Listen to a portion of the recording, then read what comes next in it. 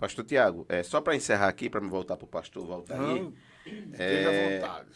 na questão também da teologia da libertação, eu vi o senhor pontuou muito bem e me chamou a atenção, né? A teologia da libertação fala que o homem tem que ser libertado, aí a gente coloca nessa esfera aqui da terra, né? E também gostaria que o senhor falasse também dos pioneiros do movimento pentecostal. Então, se o senhor puder nos dar essa palha aí, eu já volto para o pastor Valtair Sim, após o Moleque, pastor Tiago. veja que são muitos tópicos, né? Sim, sim. Você vai trazendo, você falou, por exemplo, sobre os solas, né? Expressão em latim que quer dizer somente. Os solas remetem àqueles pontos principais, né? Que unem os reformadores, os cristãos protestantes, né? Pontos que foram desenvolvidos a partir de Martinho Lutero, século XVI em diante, né? Somente a Cristo, somente a fé, somente a Escritura, somente a graça, somente a Deus glória. E foi bom você tocar nesse assunto, porque eu tenho dito que nós, pentecostais, enquanto movimento organizado, somos recentes. Um pouco mais de 100 anos, né? Se formos lá para o início do século XX, estamos indo aí para 125 anos. Entretanto, o movimento pentecostal, ele é legítimo herdeiro da reforma protestante. De alguma forma, nós somos reformadores, ainda que não calvinistas, porque houve um sequestro semântico também, né? Ao longo do tempo, né? Os nossos irmãos calvinistas se apropriaram desse termo reformadores como se apenas eles fossem herdeiros da reforma. Mas nós, pentecostais, estamos conectados à reforma. Nós comungamos com Martinho Lutero naquilo que é essencial, né? O sacerdócio universal dos crentes, a autoridade suprema das Escrituras Sagradas, a justificação pela fé, que foram alguns pontos essenciais defendidos por Martinho Lutero, e ali, né, eclodiu a reforma protestante, e nós somos herdeiros dela.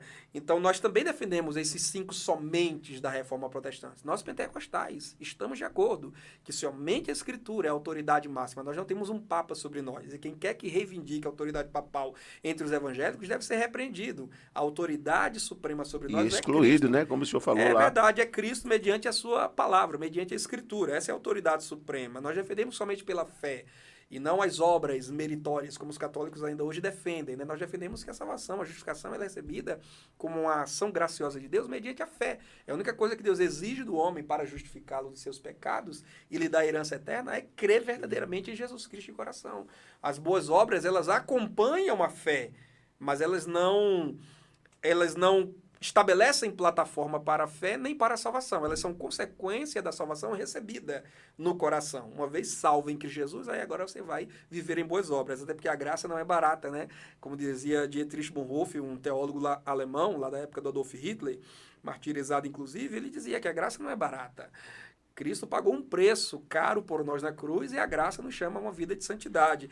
Inclusive, eu falo no livro Poder Pentecostal sobre a santidade pentecostal. Que a gente explora muito, pastor Eliezer, o poder pentecostal. E, claro, é o título do meu livro, Poder Pentecostal. E o poder aí tá duplicado, não é por um erro gráfico, não. É porque eu quis fazer uma alusão ao hino 24 da harpa cristã, né? Sim. Poder Pentecostal. Quem pega o livro que lê já associa logo se com o assembleiano, assembleiano, tem uma veia assembleiana. Não, Justamente. Mas nós não podemos falar apenas do poder e esquecer a santidade pentecostal, que Pedro nos chama a vivê-la desde o seu primeiro sermão em Pentecoste, né?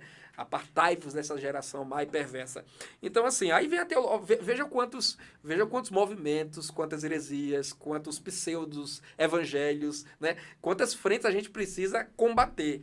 Você levantou aí a bola da teologia da libertação, né? Quer dizer, levantou a bola, não, levantou o tema da teologia da libertação, que é uma teologia, que é, na verdade, uma ideologia, não é uma teologia, né? É uma ramificação da teologia liberal, né? Justamente, é uma ideologia social, né? Que tenta esvaziar o significado espiritual do evangelho, reduzi-lo a uma mensagem político-ideológica, preparando os homens para viverem muito bem aqui nessa terra, estabelecer uma guerra entre classes, entre pobres e ricos, homens e mulheres, essa bobagem toda, essa pataquada toda. Tanto que a teologia da libertação, como também a tal da missão integral, que está tudo ali aglutinado, quanto mais tempo passa, mais vão enfraquecendo, mais vão perdendo espaço, porque o povo entende que não é uma transformação social que o mundo precisa. O mundo precisa de uma transformação espiritual, que somente o evangelho da salvação pode providenciar. E a reboque virá a mudança social. A verdadeira mudança social, ela acompanha a transformação espiritual. Enquanto o homem não tiver o seu coração convertido, salvo, liberto, tudo que a gente fizer para mudar a sociedade vai ser atacar os sintomas e não a causa da doença. Aí não adianta, você tem que atacar a causa. E para atacar a causa, somente o evangelho da cruz. Aí é poder da cruz conjugado com poder pentecostal.